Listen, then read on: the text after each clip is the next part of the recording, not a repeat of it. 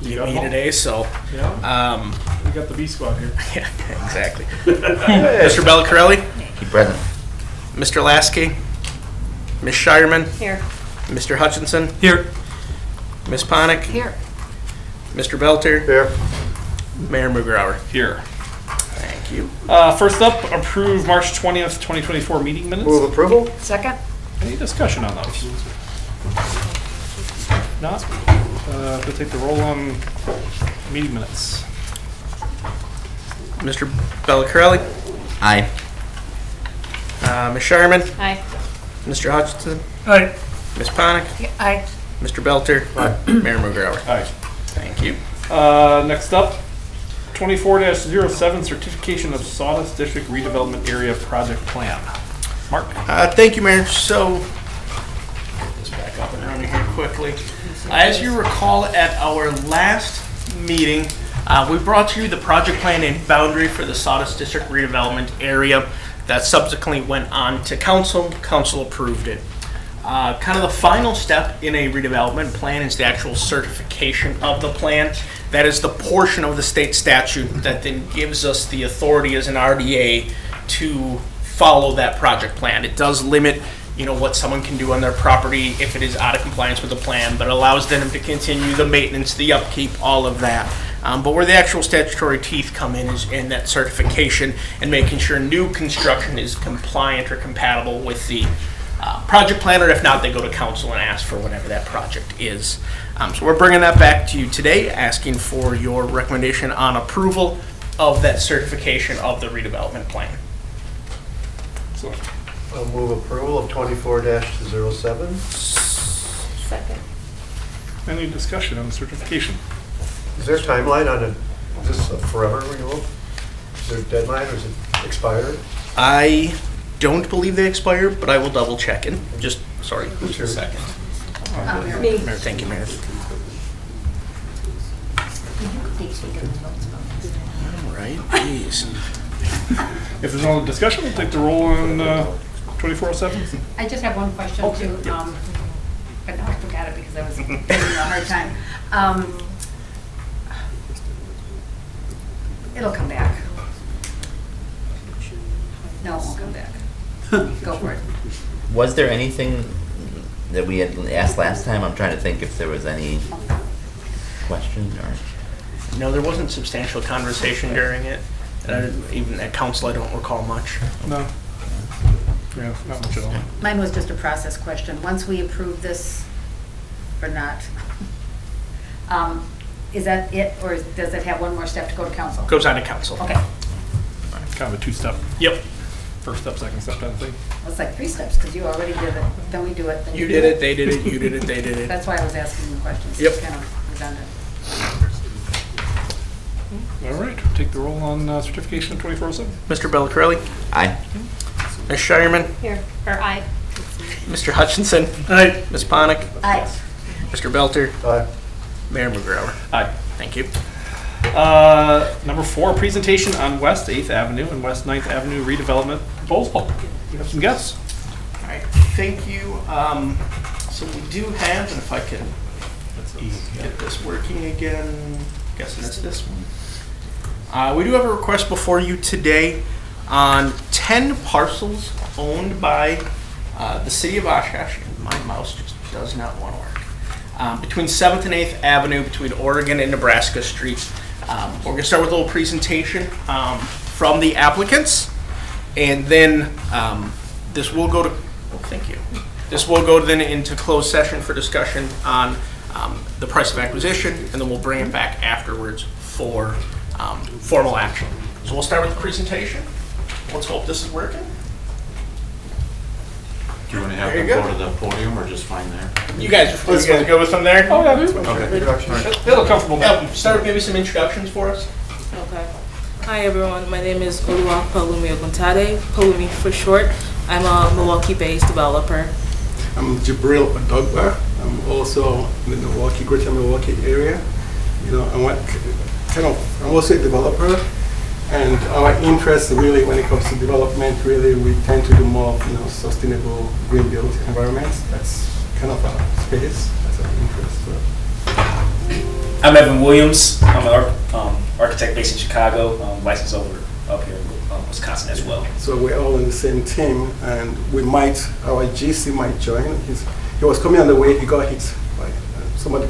Oh, By Oh. Yeah. So he's gonna be late. He's okay. He's okay. He's okay. Yeah. So he's okay. So he's gonna be here late. His name is Joe Zaran. So he's gonna work late. So yeah. Yeah, so it shows a little bit about what you guys are proposing. Okay, so it's good. You want to go to the? So here are the lots that we're interested in. Like you said earlier, many of them are owned by the city, but there is a few that's owned by private owners that we plan to engage them as well. And the ones in green actually. Yeah, the ones in greens are the ones that's owned by the city already. Yeah, those are the ones we're interested in. Yeah, city acquired these parcels over the last 15, 20 years. We've been slowly acquiring properties within that block.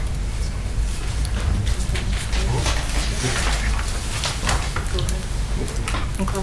And then for our planned use, and this was based on the city's plan, we looked at it and we decided that we are going to build townhomes, and also based on what Jabril said, like really making sure adding net zero aspects to it so that it's cost efficient for the users. And these homes will be for rentals, because based on the plans, looking at like incoming workforce, we want to make sure that there is housing opportunities for them. Yeah, and we had several communications and engagement with John, Mark, and Kelly too. So we came here a couple of times. Drove around, looked around, see what's happening, what kind of development is going on. We reviewed reports, studies, all that kind of something. So we came up with this and said, okay, fine. We want something that is going to, also be aligned with what the city really wants to do, and at the same time also helping workforce housing in some aspect, really. So when we looked at the parcels and the sites, really, they're not in a QCT, so we can't do like a LIHTC deal. They won't score well for a LIHTC, but then we can. There are other ways of financing that we're kind of looking at leveraging to make this happen. So. And here's the conceptual site plan. We added a few more. Let's see. You can't see. 3 more, yeah. Yeah, we had like 3 more in there. I'll show you on the next slide. Well, the three more is already. Oh, sorry. The 3 more is already added on there. It'll be the next slide. Yeah. Like the axonometric drawing. Yeah, those Yes, 3 right there were added. Yeah. You can see an axonometric. That one has a little bit less than what we have in the Okay. previous one. That's because there's some miscommunication on if that plot of land was still owned by someone else or if that plot of land was owned by the city. We learned it was owned by the city, so we updated the site plan in that aspect. So if you want to go back to the site plan. I believe there's 23. Yes, There's 23 townhome apartments there with each one having their own separate garage space, separate parks. And as you can see from the plan here, in the back you have kind of like this walking park situation that you can have back there that not only can the residents from those townhomes use, right?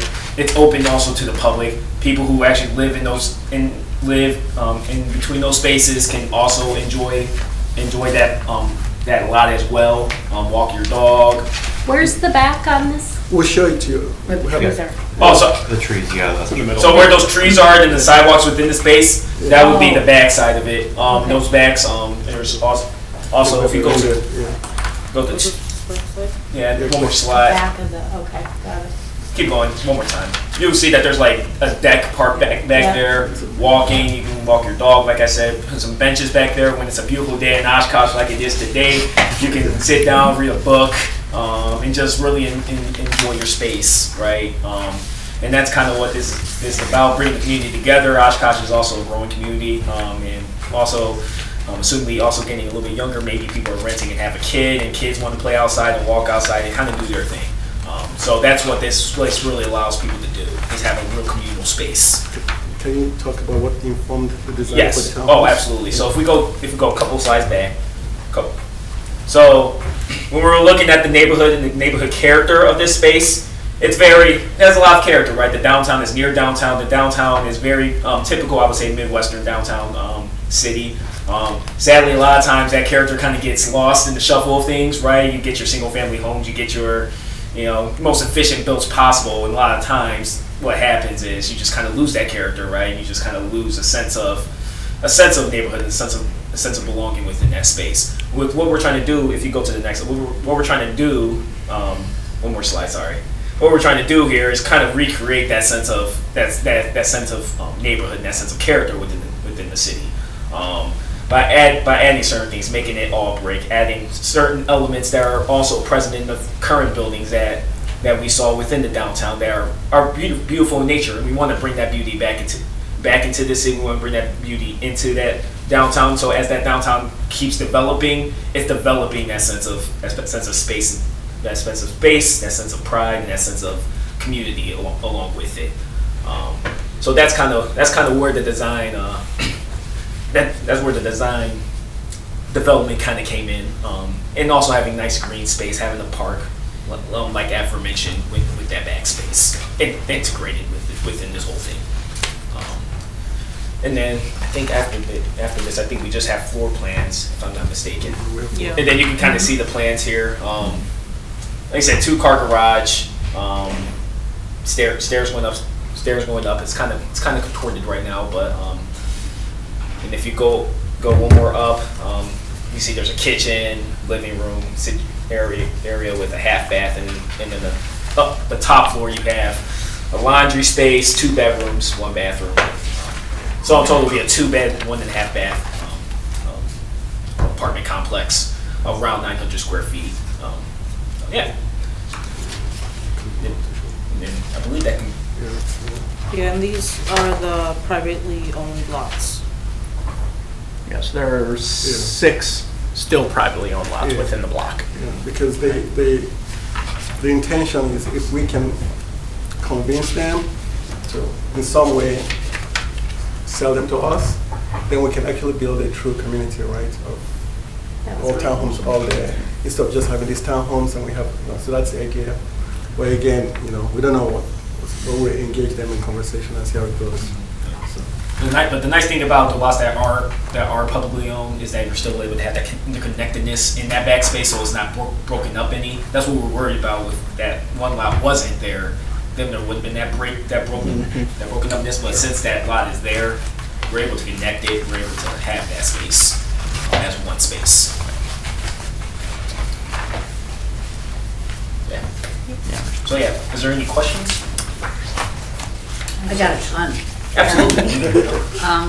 So there would still be 2 that would be sitting kind of by themselves up in that upper left-hand corner on 9th. Can we see that? I think there's 2 sets of 2. Yeah. Oh yeah, there are 2 sets of 2. Yeah. Yes. Go There, back. okay. 2 sets of 2s right there. And so if you're to be able to purchase those other properties, do you just add on to those, or are they separate buildings? Because you've got 2, then you've got a lot, Yeah. and then you've got 7 or 8 there. I can't count that fast. Yeah, absolutely. So Yeah, you just add on? add on, preferably, like I said, those lots get acquired, Right. and then we could just have a beautiful rectangle and just beautiful space. If by the chance, those lots have to stay there, and then later on they sell on after we acquire, then we would just add on to the sides of them. They're pretty much modular in nature, so you can just continue to just build them. And if there is like a space or a crevice kind of left open, you can put a sidewalk or a walk or some sort of landscape element to it and create that. So for example, if you see on the top right, we put a tree barrier there, and not just to put a tree barrier, but also because single family home there, they probably want some sort of separation there for themselves. But in the case that those lots get acquired, then you just acquire those lots, and then that's just a nice landscape element between those. How many units are represented in that picture? 23. So, okay, so each line is a separate unit? Yeah. A 3-story unit, okay. Yep. Or 2.5, however. Yeah, two living stories, one like basements, like Nice big garage / utility area. So my other question is why Oshkosh, and do you have other properties that you've developed up in this area? Jim, I'll let you answer that. Why Oshkosh? Because it rhymes with Oshkosh Gosh. Oshkosh. No. Why Oshkosh? We had an event in Madison, Okay. you know, for like emerging developers and municipalities, and we met Mark and Mark. That's Oshkosh. They gave a presentation, and they said, if you don't remember anything about our presentation, just remember the 2 marks. That's all. So, and you know, every municipality pitched what they have, what the opportunities are there, and stuff like that. And so Oshkosh, we had also reviewed stuff about Oshkosh, and so based on that, we engaged in conversation, and we started looking at what was available. And then, I mean, there was a site we were looking at initially, the other site. Yep. But the site has some contamination issues, really. So we decided to go for like infill development instead of just doing that. That's why. But in the Milwaukee area, we have development partners that we're working with, and so we've done single-family homes, you know, duplexes, townhomes, And mixed use as well. mixed use too, most of them. Yeah. Mhm. And so what do you mean by workforce? 80% of AMI, you know, so that's what is defined typical as workforce. 80% of AMI, you can go up to 120, and then once you exceed 120, it becomes market rate, right? So, Yeah, as Gabriel mentioned, city manager roll-off of myself in January, December? When Yeah. was that? January, yeah. Attended Yeah. an event that WIDA put on about workforce housing and housing. And they gave presentations on a number of programs that WIDA was operating. But then they also brought communities and developers together for kind of a roundtable discussion where we were pitching as communities sites to developers that we had available for pitch to develop. So that is where we met this group and many others to talk about development opportunities here in Oshkosh. So it was fruitful. It was. We got interest. So none of these are accessible? Do you have to have is there a requirement for a percentage of them that will have to be accessible? That's a conversation that we have to engage the city on right now, because, you know, depending on what kind of incentives or whatever we get, we might have to keep a certain percentage with them to be, you know, so that's something we're open to. Yeah. Now, if you guys determine that there needs to be a variety, right, of ADA accessible apartments with townhomes, that can be worked out, and then figure out how the parking works. Because I know that everybody pretty much needs a car in Oshkosh, so we need to figure that out. But it's not something that's impossible. It may add more interest, right? You get different types of townhomes there, and it adds some sort of drama to the streetscape. So Yeah, I thought it was a code requirement to have a percentage. And then as far as like funding, do you have perform together already? Where are you? I know you said workforce housing. Is there a reason why you have to be below 80% for funding? Well, we did a typical like back of the envelope, just basic disability analysis, just to see, you know, and based on the comps that we looked at for like rentals, and kind of just ran it, you know, we've not done like all the cash flows, all those projections, all that, just to see okay, does this make sense, you know, can it work, you know, and where will the gap be?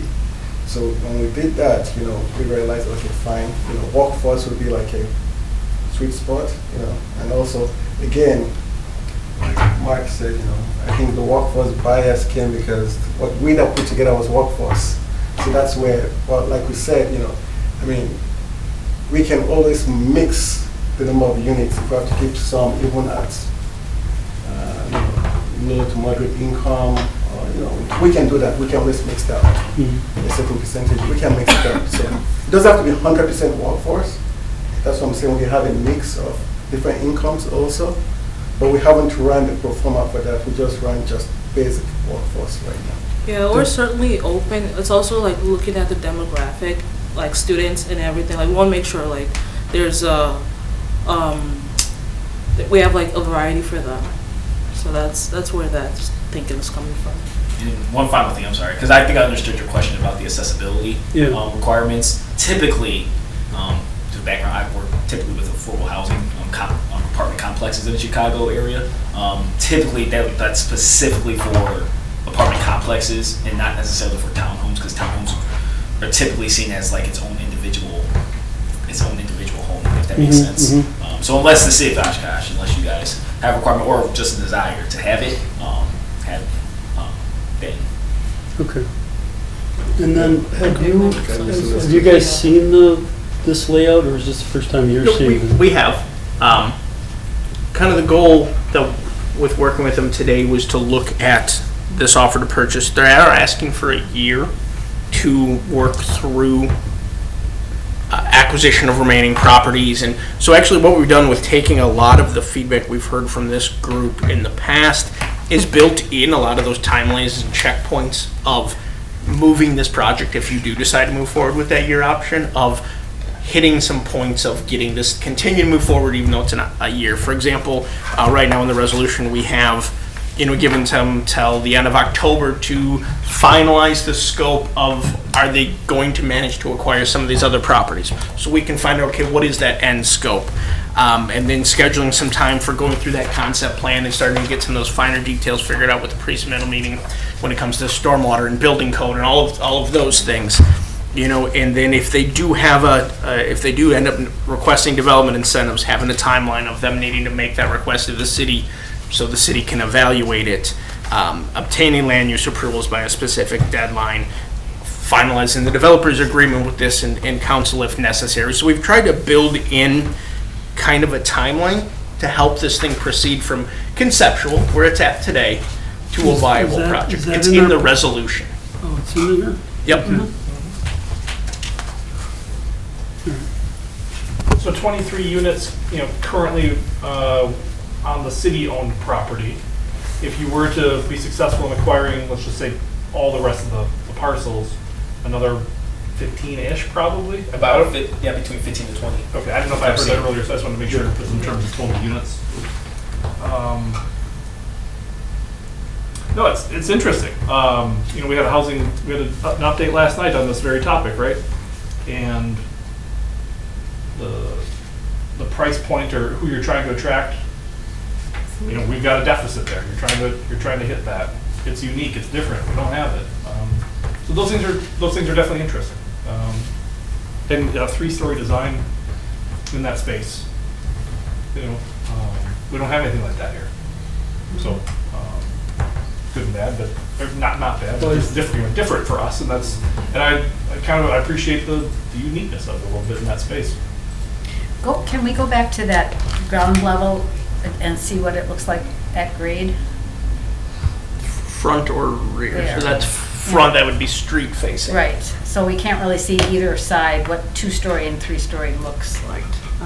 So those are all 3-story. Right, I'm trying to picture what it would.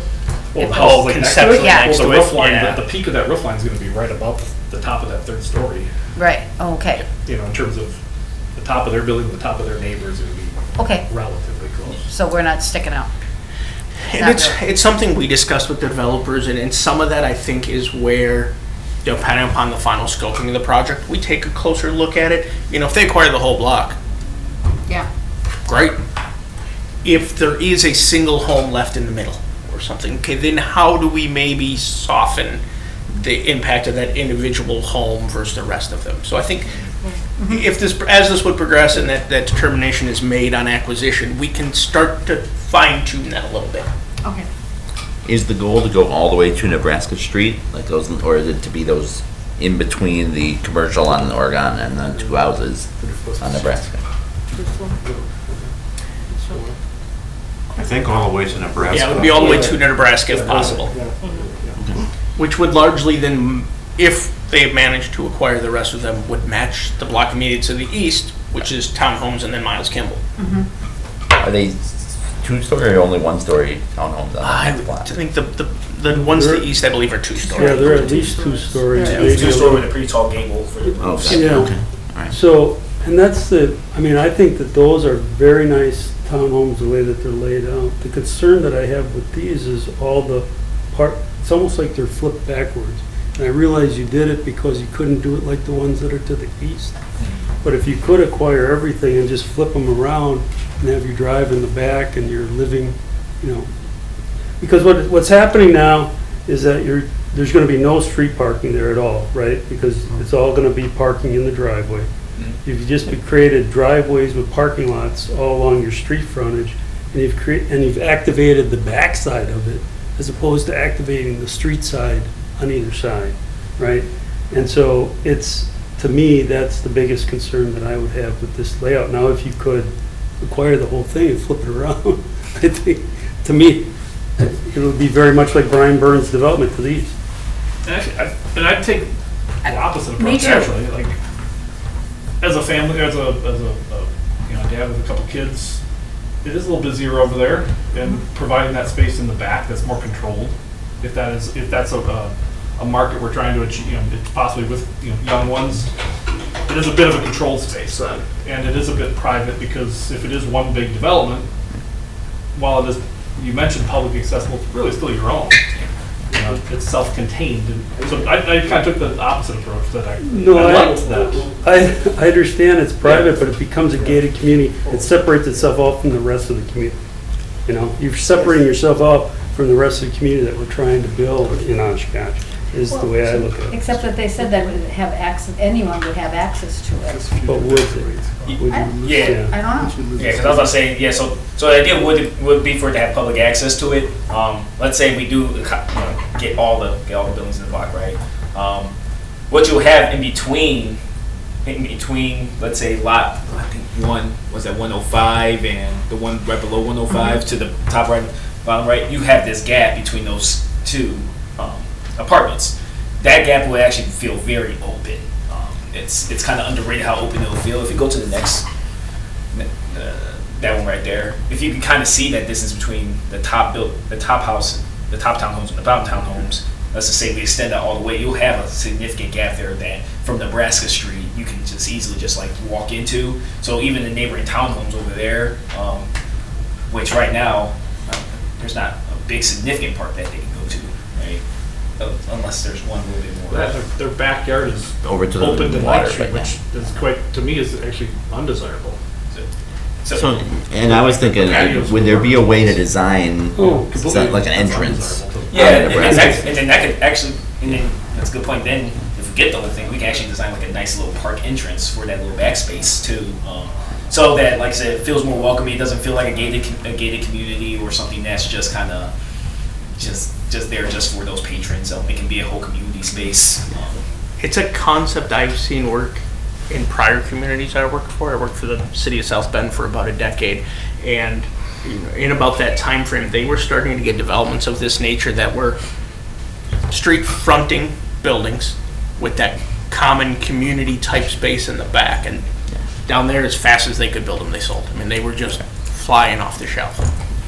It's a product, townhomes in general, is a product here in Oshkosh that we have very limited inventory of. Have we done the capital stack, monetizing tax credits, equity in, cash flow, all that pro forma that you need to scrub to make sure it is something that produces a nice ROI? That's the next step. Yeah, what we have now is just the back of the envelope. Right. But just front down analysis, back down analysis, just. But will we need a monetized LIHTC tax credit funding, and is there additional equity into the project other than monetizing tax credits? Well, this would not be a tax credit This is project. not tax credit. Okay. This is Yeah, it's not- not LIHTC deal. No. So we'll have a 20 to 30% equity in. Yes. Yeah. The Milwaukee banks that you work with, or do you need local banking? There are a couple of banks in Milwaukee we spoke to already, but we're going to engage some local banks too here. Nicolay? That's right. We're going to engage some local banks Okay, here too. okay. We spoke to some already in Milwaukee area. Okay. And then what's one community bank? Yeah. Also is Where is it based in Oregon? Oregon. Okay. So I don't need to, I'm just Okay. making Yeah, sure. yeah, we're talking with them. Okay, Yeah. because they'll push you into what they'll let you do versus Yeah. what we want to do as bankers, we just do what we let you do.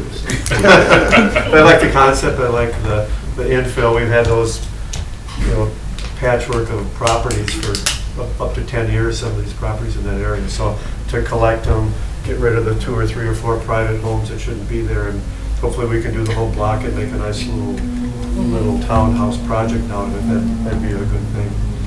I see your timeline's relaxed, so it's not like we need to get this done by May 15th. So. That's today, isn't it? And Joe made it. Yeah. So he was late. Doing because okay? traffic- He's all Yeah, safe yeah. and sound. Yeah, some lady fell asleep and hit me from the back. So it ended okay though. So we're all good. Yeah, it was interesting considering she had a child in the car. Oh, no. So yeah, I just had to make sure the cops were there before I headed out so that she wouldn't fall asleep yet. Glad to see you're okay. Yeah. Thank you. Sure she's alert now. Yeah. Further questions from the?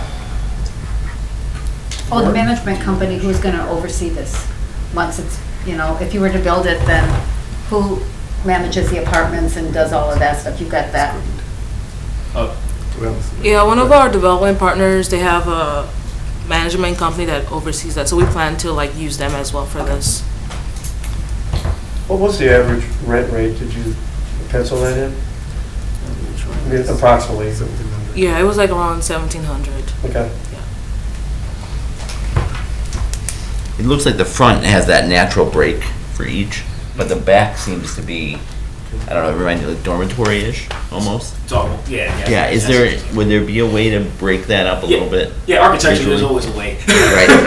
Architecture, there's always a way. Yeah, but I see your point there. Yeah, we'll create some sort of break inside that back facade just so that there's a sort of, a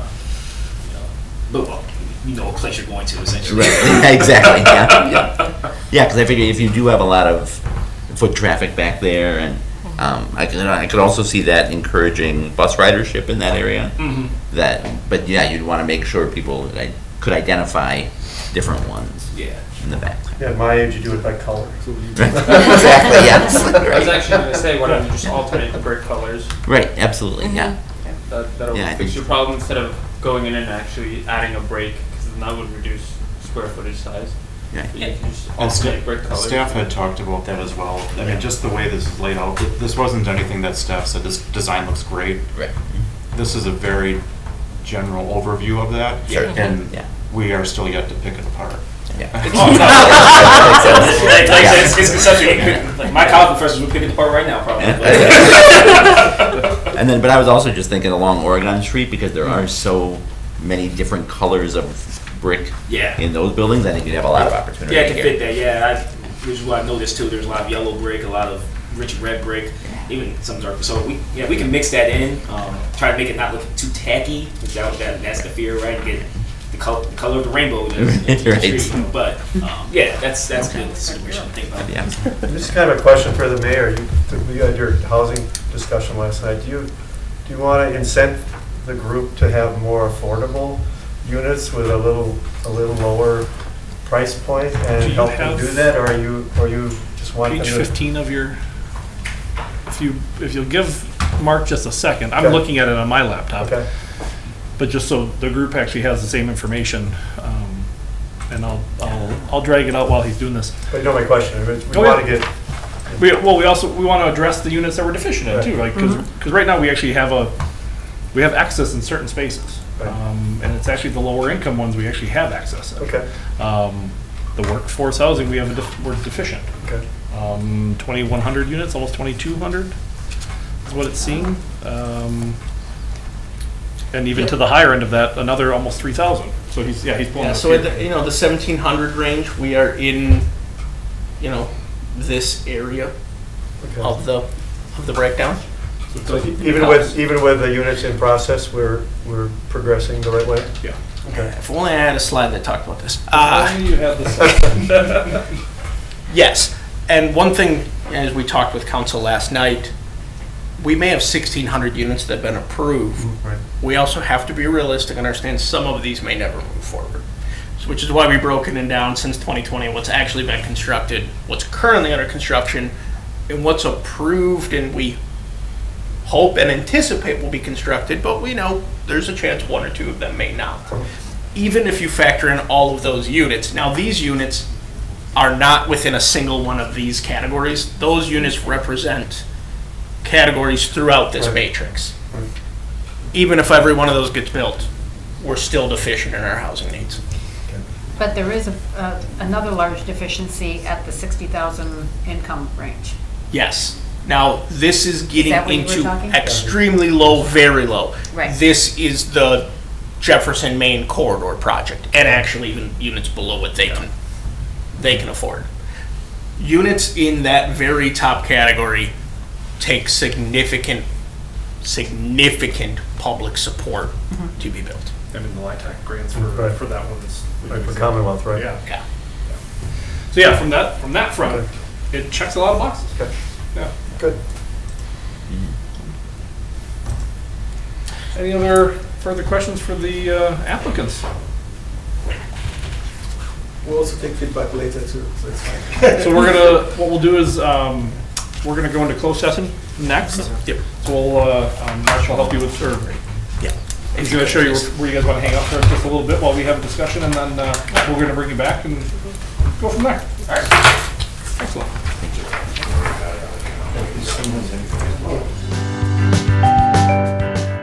This local government meeting is currently in a break. For a schedule of all GovTV programming, visit our website at oshkoshmedia.org. This is GovTV, opening accessibility and understanding of local government, helping you to be informed and involved. Also streaming live and on demand at oshkoshmedia.org and radio simulcast on Oshkosh FM 101.9. Like us on Facebook at our Oshkosh Media page. For a schedule of all GovTV programming, visit our website at oshkoshmedia.org. Please stay with us. Coverage will resume shortly.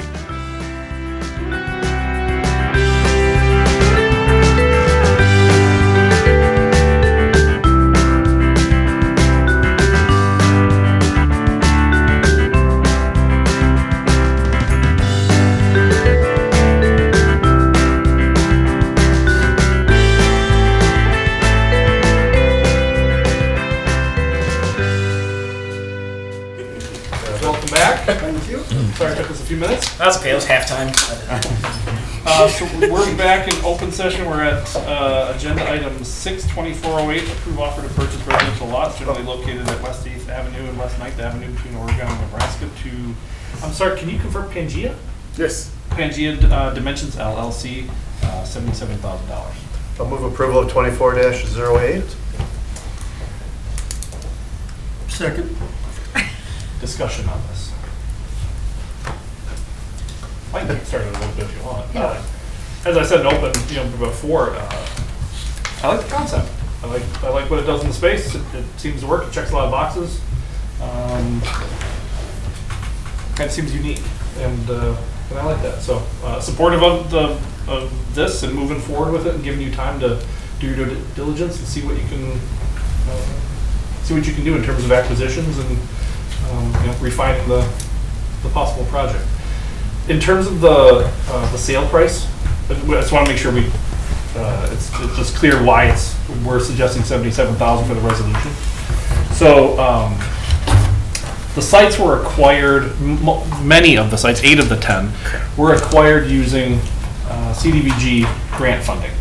And tied to that, we either have to sell it for a fair market value or it's got to be used for basically low income type housing. That's the only way we get around selling it for a fair market value. Am I doing all right so far? You're on point. So that's why. So over the course of 10 properties, averaging $7,700 a parcel. That's why that is there. I know your request was a few dollars a parcel. I get it, but we can't do that given the potential project scope of who you're hoping to rent to. Do you have questions on that for us at all, and the why of that or anything? Yeah. Kind of like, has there been any recent appraisal done? Appraisals on it? Yeah. So Yeah. a number of years ago, I'm going to say 3-ish, give or take, the city assessor did go through, and that's where the numbers were coming from. The $77,000 represents the estimated cost of the 8 properties that we have to sell for fair market value. The other 2 were acquired by other sources, so essentially we're throwing those in with it for the fair market that we have to meet our HUD guidelines. and I guess my question, which I'm probably, could there be a selling of one of the parcels with the promise that we'll sell one of them, do affordable housing for 60% AMI and then that affect the. Through the process, you working with city staff, you have that ability to work on those things. This is it's an offer to purchase. There's absolutely the option to amend later if needed, but you get to work through that process with staff. And just because, and I will try not to overstep on this one, there could be other incentives later down the road. It's possible. You never know. It just depends on what your project scope is. Yeah. And what's available to us through different means that we have and different funding we have at that time. Yeah. To help offset that if it was there and if it was needed and available. Yeah. Oh, all makes sense. Okay. Did okay? Excellent. Questions, open setting questions for us? Or anything more for the applicants? Okay. If there isn't, we'll take a roll on 2408. Mr. Bellicrelli? Aye. Ms. Shireman? Aye. Mr. Hutchinson? Aye. Ms. Ponick? Aye. Mr. Belter? Aye. Mayor Mugrauer? Aye.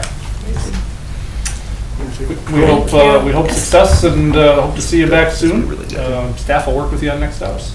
We'll follow up with you. Thank you. Thank you very much for coming. Thanks for making this trip up. Are you the GC that goes in? Yes. Appreciate you guys. Thank you. Yeah. You okay? I'm okay. You I hope look the so lady's okay. okay. No. Right? It's okay. That's how I always look. So are you the construction guy? I am. Okay. Yeah. I will check it out. No, you're okay. If you guys have any questions, by the way, for me specifically, just let me know. Okay. Okay. We're good. He works with his hands a little more. Yeah. My hands are too delicate. Join us. Well, thank you. Thank Safe you. travels Thank you. back Thank you all home. very much. Absolutely. Thank you guys so much. Thank you, sir. Number 7, back to staff for Washington Nice School meeting you. update. Nice to meet you. Yeah, thank you. So we Did just wanted, we do the Mercury? Nothing we have to do in terms of the vote on that. Nope. That was Oh, discussion, or giving guidance. that would be coming back at a future date. Oh, okay, got it. Just wanted to give you an update. This is a site that there's been a lot of discussion on. Since I think we previously maybe discussed it here, the school district did agree to a purchase price. Plan Commission record approval of the acquisition. Council did give us final approval to acquire this site. So we are continuing to work forward on it. One of the likely steps, and we're still kind of figuring out some of the pieces here, is we may bring this back for blighting to make it eligible for demolition through block grant dollars. It meets the statutory requirements for a blighting of a property, so we could spot blight it through this body. Given the authority that's designated to you, that unlocks the ability for the city to unlock those block grant dollars and potentially use those for demolition of the school. Do we know the cost of the cost of the demolition, and do we have enough money in CDBG to do it?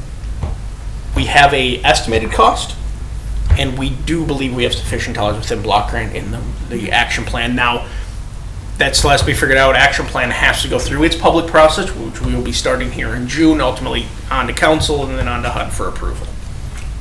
So still a lot of moving pieces, but it is progressing forward, which is encouraging to see. Yeah, a lot of positive response to the possible project. So.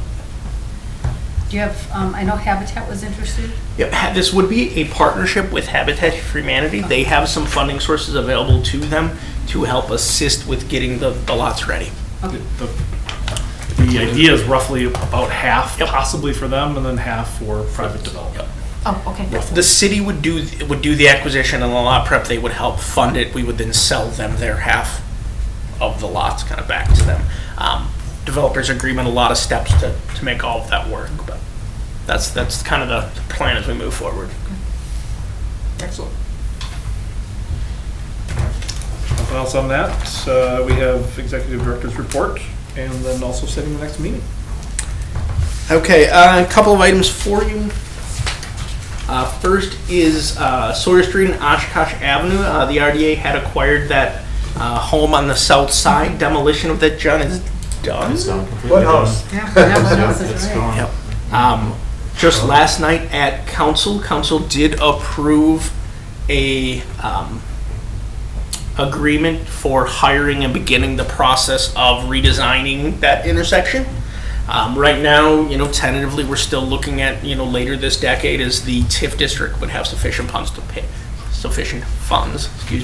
pay for the actual improvement. But getting that process now, getting everything lined up so when we are ready to go, that can move forward.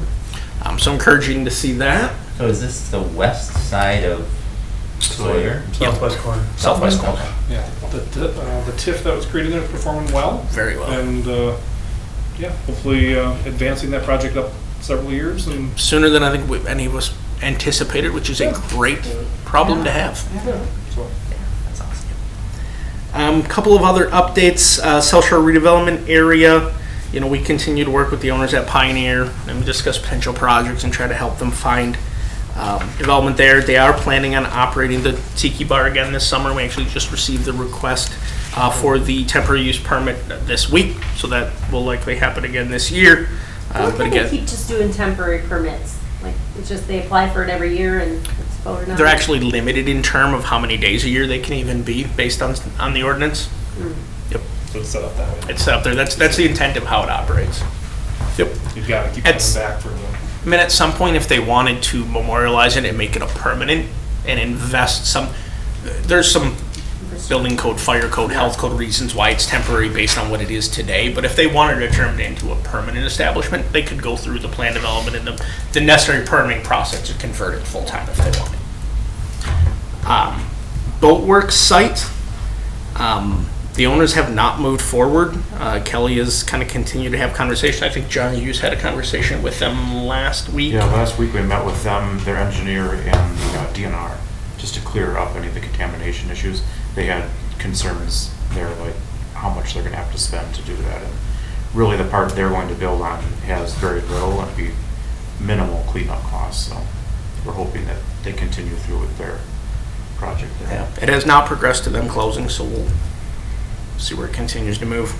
Mill on Main, council did amend the development agreement at the end of March here to give them until the end of this year to construct. They've got in contact with some local lenders, and it sounds like they have more favorable terms with the local lenders we're dealing with. We actually just heard from them end of last week. They're hoping to break ground in fall, based on some of the local lenders they work with and the terms they have now. So, hoping that proceeds. Like I said, council did choose to do the December 31st deadline, but it does look like that should hopefully proceed later this year.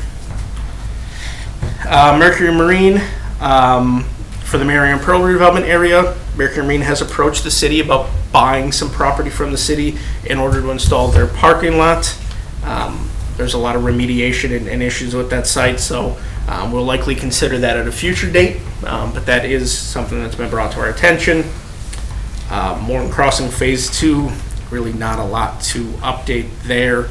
There was a TID created, but the developer has not really moved forward with the development agreement with the city to move that project forward. The merge, the remainder of their developments on parcels J and I, the city reached out about a week ago again, trying to find out where they're at. We have not heard back from them, but we'll continue to try to engage them and see what's going on with that.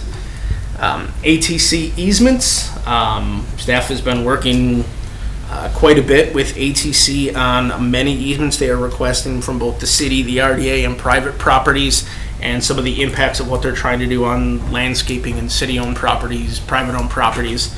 So we continue to work with them to try to get this figured out where they're trying to acquire these easements for lines they have. And then, as we mentioned with the Sawyer Street and Oshkosh, that home's down, and we're moving forward hopefully with design. Strand is doing that traffic analysis and beginning the plans. Any questions on those? Next RDA meeting, Wednesday, July 17th. Excellent. If there's nothing else, take a motion to adjourn. So moved. Second. All in favor? Aye. Meeting adjourned. I'll be out of town. 5:15.